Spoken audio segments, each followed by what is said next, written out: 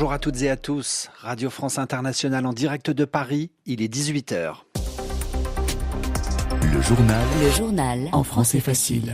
Adrien Delgrange. Nous sommes le lundi 10 juin. Ravi de vous retrouver. L'actualité internationale tout d'abord avec la France. L'heure est à la négociation, aux tractations entre partis politiques après l'annonce fracassante d'Emmanuel Macron hier soir de dissoudre l'Assemblée nationale, autrement dit de convoquer dans 3 semaines de nouvelles élections. Une décision prise par le président français suite notamment aux bons résultats de l'extrême droite en France. À l'échelle européenne, les partis d'extrême droite font aussi de bons résultats, mais ne seront pas majoritaires au Parlement européen. Ils ne gouverneront pas l'Europe. Dans ce journal, nous serons en Italie, où Giorgia Meloni, la première ministre italienne, sort renforcée de cette élection européenne. L'actualité internationale marquée aussi par un nouveau vote à l'ONU dans quelques heures. Le Conseil de sécurité des Nations Unies se prononce sur proposition américaine pour un nouvel arrêt des combats dans la bande de Gaza. La politique en France, on efface tout et on recommence. Mais on recommence avec qui, comment et pourquoi Emmanuel Macron a décidé hier soir de dissoudre l'Assemblée nationale. Le président invite les Français à voter dans 3 semaines pour élire à nouveau leurs députés. Décision prise après les résultats du RN aux élections européennes. Le Rassemblement national de Marine Le Pen devance largement le parti d'Emmanuel Macron. Depuis cette annonce, c'est l'ébullition chez les députés, mais aussi au sein des partis politiques. Les grandes tractations, les négociations politiques ont d'ores et déjà commencé. À gauche, notamment, la question est de savoir si les différents partis peuvent s'unir, peuvent s'entendre, autrement dit faire renaître la NUPES. Après une première réunion entre le PS, le Parti communiste et les écologistes à la mi-journée, une deuxième réunion est en cours avec les Insoumis, le Parti communiste et les écologistes. Manuel Bompard est le coordinateur de la France Insoumise. Il espère pouvoir se mettre d'accord avec les autres partis politiques de gauche. Si on veut incarner une alternative, et c'est notre volonté, c'est notre objectif au macronisme, elle doit se faire sur une orientation politique, sur un programme politique qui est d'abord en rupture avec ce qu'a fait Emmanuel Macron depuis 7 ans et qui propose des réponses aux urgences sociales, écologiques, démocratiques que connaît le pays aujourd'hui. Et donc il y a des points sur l'augmentation des salaires, du SMIC, la mise en place d'une taxe sur les super-profits, la fin de la retraite à 64 ans d'Emmanuel Macron, des questions internationales. Et il me semble par exemple que nous sommes en capacité, je l'espère, de nous retrouver pour reconnaître l'État de Palestine, pour essayer de trouver les conditions pour que la paix revienne le plus rapidement possible en Ukraine.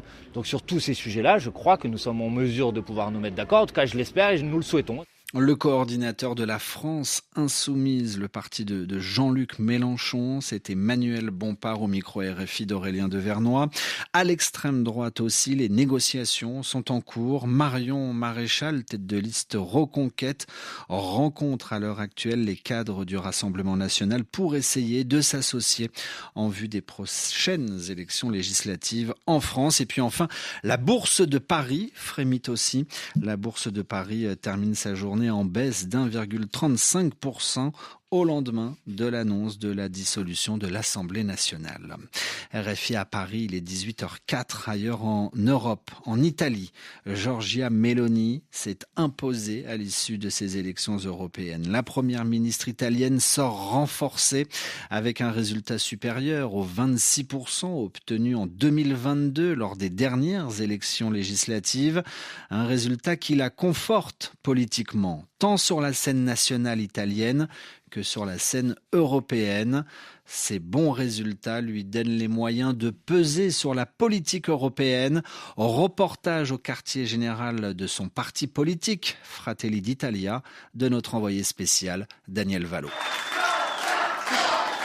Pari gagné pour Giorgia Meloni qui s'était personnellement engagée dans la campagne électorale. Non seulement la dirigeante italienne fait aussi bien qu'en 2022, mais en plus, elle va au moins doubler le nombre d'eurodéputés de son parti, Fratelli d'Italia. C'est un message des Italiens très important pour moi et pour nous. Je le prends comme le message de ceux qui veulent nous dire Allez-y et faites bouger les choses, si possible avec encore plus de détermination. C'est un signal que je comprends et je suis fière que cette nation, l'Italie, se présente au G7 avec le gouvernement le plus fort de toute l'Europe. Pour l'heure, aucune indication sur la stratégie européenne que va suivre Giorgia Meloni. Va-t-elle former un super groupe à l'extrême droite du Parlement, comme Marine Le Pen le lui a proposé, ou bien nouer une alliance de circonstances avec Ursula von der Leyen, la présidente de la Commission européenne, qui lui a également tendu la main. La dirigeante italienne va sans doute attendre le résultat des élections provoquées par Emmanuel Macron et une éventuelle victoire en France de l'extrême droite pour dévoiler ses intentions. Daniel Valo, Rome, RFI.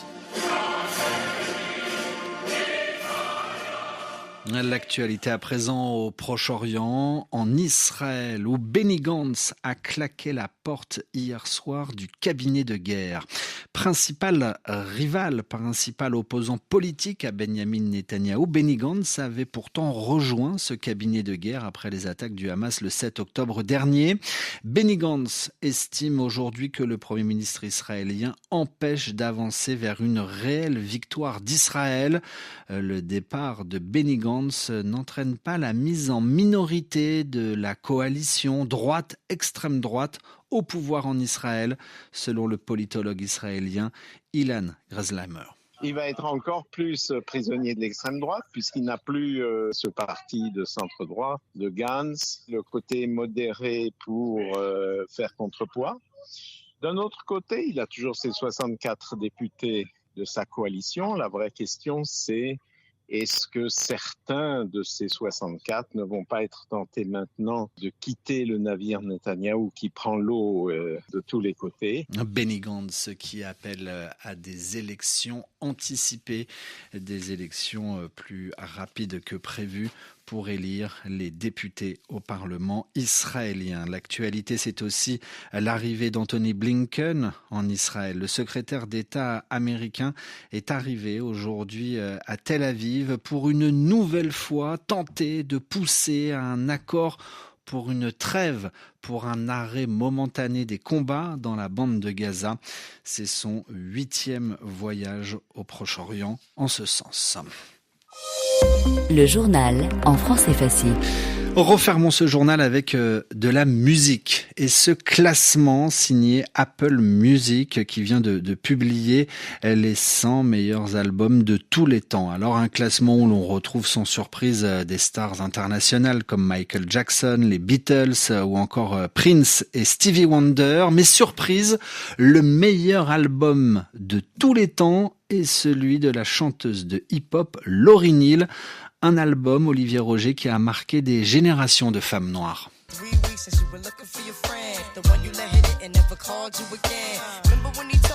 1998, Lauryn Hill publie son premier et unique album solo à ce jour. La chanteuse des Fugees sort d'une rupture sentimentale avec son compagnon et compositeur, Wyclef Jean.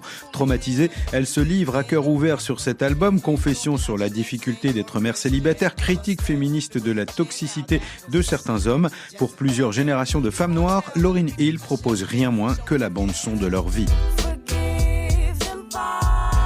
À la sincérité du propos et au lyrisme des chansons s'ajoute la technique de Lauryn Hill qui évolue du rap au R&B en passant par le hip-hop avec une facilité et une grâce incomparables.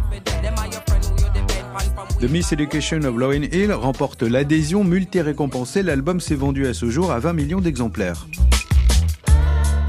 Si le classement d'Apple Music peut sembler discutable aux yeux de certains, la plateforme précise qu'il a été réalisé par un jury de producteurs, musiciens et artistes. Tous soulignent l'influence que continue d'avoir le travail de Lauryn Hill sur les jeunes générations.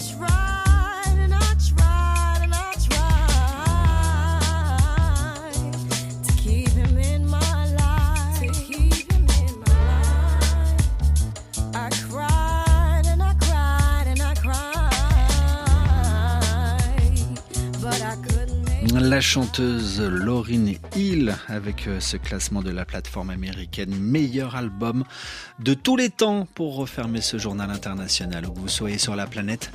Merci à tous de l'avoir écouté.